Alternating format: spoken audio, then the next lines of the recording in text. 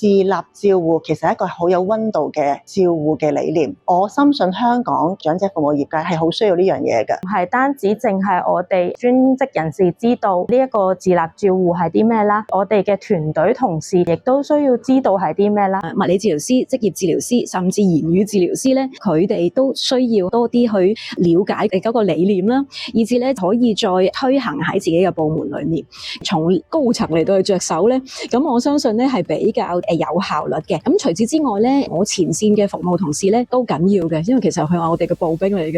嘅，即係每一個長者都要經佢哋手嘅。咁所以呢啲理念咧，佢哋都要掌握，以至咧即係大家一齊進步。咩為之好嘅照顧呢？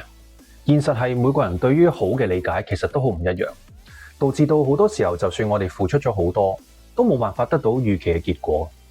其實相比起追求好嘅照顧，唔同崗位嘅同事啦，照顧者同被照顧者之間更加需要一個有共識嘅照顧。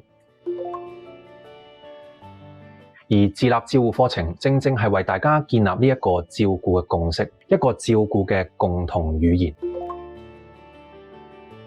我知道 Matthew 本身咧都喺日本嗰度咧，唔單止學啊，仲要係體驗咗一段長時間啊。咁我相信佢認識喺日本方面嘅自立支援嘅理念嗰邊咧係好清晰。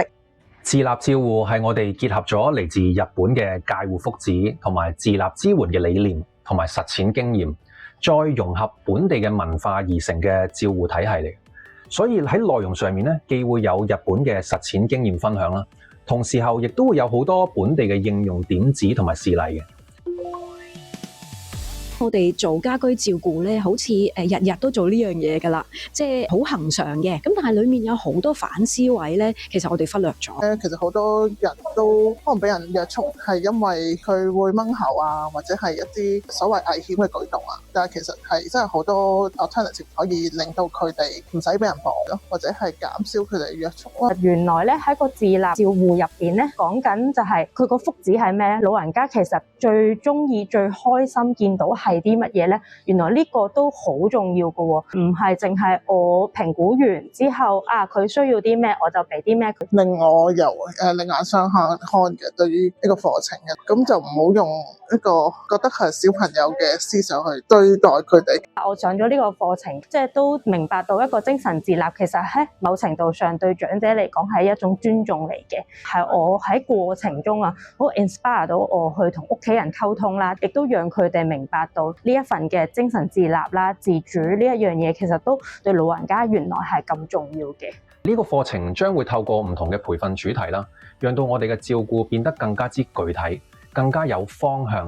而且更加有溫度。大家會學習到咩係自立啦，咩係照護啦，同埋點樣令到成個團隊發揮到專業，同時候令到我哋眼前嘅人，即使面對任何嘅身心狀況咧，都可以安心同埋抱有尊嚴咁去到生活。